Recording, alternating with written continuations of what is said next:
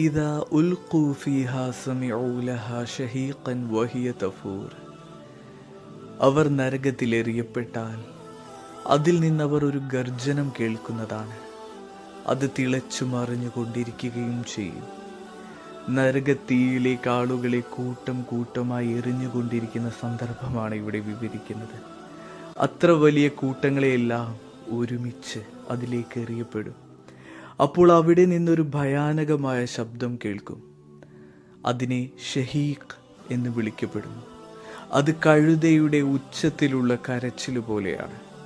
കഴുതയുടെ കരച്ചിൽ നെഞ്ചിൻ്റെ ആഴത്തിൽ നിന്ന് പൊട്ടി വരുന്ന ഒരു നിലവിളിയല്ലേ? അതുപോലെ തന്നെയാണ് ജഹന്നത്തിൽ നിന്ന് ഉയർന്നു വരുന്ന ശബ്ദവും. പിന്നെ ഈ ആയത്തിൽ തഫൂർ എന്നൊരു വാക്കുണ്ട്. അതിൻ്റെ അർത്ഥം പൊട്ടിത്തെറിക്കുക, പൊങ്ങി ഉയർന്നു വരിക എന്നൊക്കെയാണ്. എന്തെങ്കിലും ഒരു വസ്തു വെള്ളത്തിലേക്ക് വീഴുമ്പോൾ വെള്ളം ചിതറിത്തെറിക്കുന്നത് പോലെ അതിലും ശക്തിയായി തീജ്വാലകൾ പൊട്ടിത്തെറിക്കുകയാണ് എന്നാണ് ഇവിടെ പറഞ്ഞിരിക്കുന്നത്. അതായത് അഗ്നി കോപത്തോടെ പൊട്ടിത്തെറിക്കുന്നു.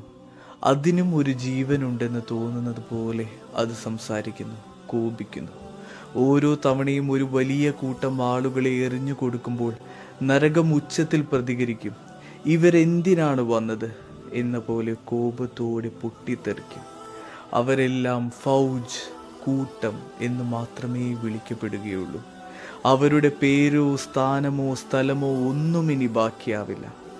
മനുഷ്യൻ്റെ അഭിമാനവും തിരിച്ചറിവും മുഴുവൻ ഇല്ലാതാകും. വലിയ കൂട്ടം, എന്നാൽ വിലയില്ലാത്ത കൂട്ടം. സത്യനിഷേധികൾക്കും അവിശ്വാസികൾക്കുമുള്ള വലിയൊരു മുന്നറിയിപ്പാണിത്.